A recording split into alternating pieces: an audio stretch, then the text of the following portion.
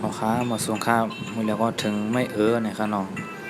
คนในการกัดสอนเอาเพชรเกิดกัดสอนเอาพยาเกิดกัดสอนเอาพยาจำเกิดกัดสอนเอาพยาจำนาเกิดกัดสอนเอาพยาจำเกิดกัดสอนเอาพยาขึ้นเกิดขอสองค่ะน้อง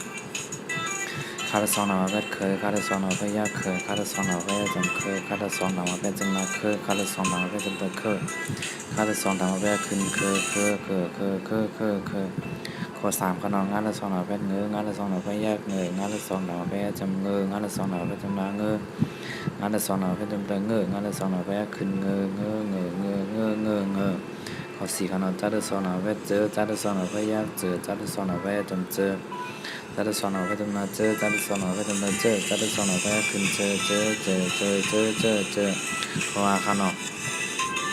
ซาดสองหน่อมาเพชรเสือซาดสองหน่อพยักเสือซาดสองหน่อพยักจำเสือซาดสองหน่อมาเพชรจำนาเสือซาดสองหน่อพยักจำเสือซาดสองหน่อพยักขึ้นเสือ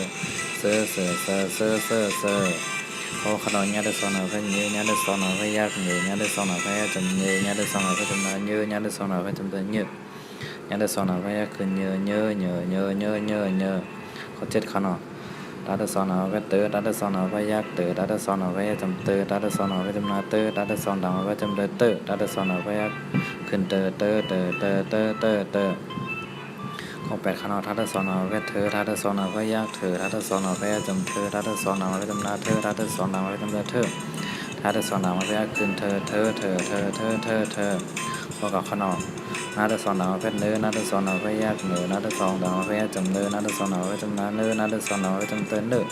นาฏสอนดาวเพชรขึ้นเนื้อหลวงเอาขานอ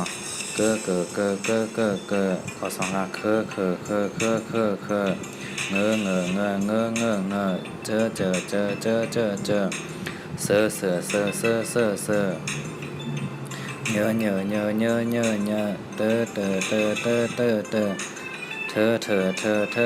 เธอเอาค่าเนาะแล้วก็อย่าไปลืมเต็กแช่บันพี่น้องเขาค่าเนาะเอาค่ามาส่งค่าเนาะ